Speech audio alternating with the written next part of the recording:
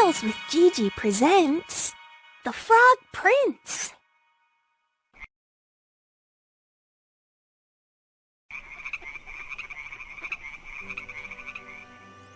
One summer's evening, a young princess was out for a stroll in the park. She held in her hands her favorite plaything, a golden ball. She was tossing the ball up in the air as high as she could and waited for the ball to fall to the ground. She threw the ball so high that the princess didn't see where the ball had gone, but she just heard a heavy splash coming from the nearby lake. "Oh no, I can't believe I lost my ball," wept the princess in despair. "How am I going to tell my father that I lost the precious gift he gave me? I would give anything to be able to get it back." A frog overheard what had happened. "Princess, would you like me to help you get the ball out of the lake?" he asked kindly. Yes, that would be lovely," clapped the princess happily. "I will give you as many gems and diamonds as you ask for." But the frog shook his head. "I don't want your treasure. It's of no use to me. What I ask is that you love me and let me live with you and eat from your plate and sleep in your bed." "What a terrible idea," thought the princess. "I doubt that the nasty frog will ever be able to find my ball, and even if he did, he wouldn't be able to come to visit me. The castle is too far for him." So she replied, "Yes, sure, just bring me my ball and I will grant your wishes." The frog dived under the water, and soon his head popped out of the surface. "You are my queen, your ball," he said, and coming out of the lake, he rolled her golden ball towards her. The princess took her favorite plaything and ran towards the castle overjoyed. She forgot what she had promised the frog and left him calling after her, "Princess, take me with you as you promised." But she never turned back. The next day, the princess was sitting with her family at the dinner table when someone knocked gently on the door. The princess ran to the door and was surprised to see that it was the frog, who had somehow succeeded to reach the palace on his own. The princess shut the door immediately and sat back at the table.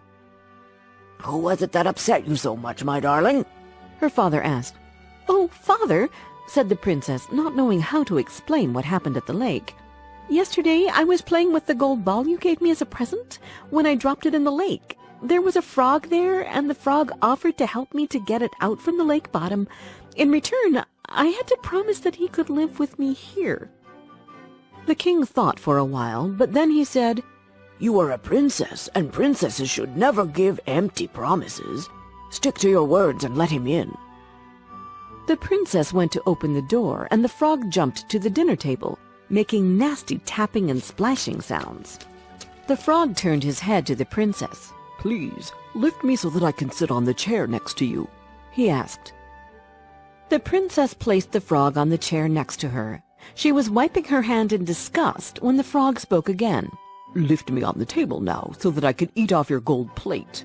The princess took him in her hand unwillingly and put him next to her plate. After dinner, the frog spoke again.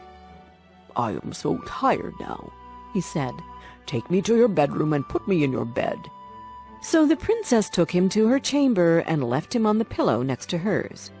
The frog slept next to the princess as she had promised him, and in the morning he hopped downstairs and went out of the castle. "Phew!" sighed the princess when she woke up and saw that the frog was gone. "He won't bother me again now that I have granted him the wish." But she was wrong, because the frog came back in the evening. She was already in bed when she heard the same gentle knock at the door. She opened the door, and the frog jumped in with a tapping sound. He asked the princess to sleep next to her again, and she put him on the pillow. The next morning, the princess woke up and saw that the frog was gone. She really hoped that it was the last night she had to sleep next to a frog. But the evening came, and the frog came along with it for a third time. She let him in her room again, but she had started to think of a way to get rid of him. With plans running through her mind, she fell asleep. When she woke up in the morning, the frog was gone, and a handsome prince was looking at her with his beautiful brown eyes. She was pleasantly shocked, but she couldn't understand what had happened overnight. The prince told her the story of the curse that had been put on him. "I was a prince, and I lived in a castle just like you. But then one day a spiteful fairy put a spell on me. I had to find a princess who would let me live with her, eat from her plate, and sleep in her bed, so that I could break the spell. I am so happy that you were that princess who got me out of my misery," he said. He kneeled down and took her hand in his. "I wish nothing else from you, but to marry me and live with me in my father's kingdom." The young princess didn't take long to agree. The king gave the prince one of his horses. The young prince and princess rode off together to his father's castle. They married and lived together happily for a great many years.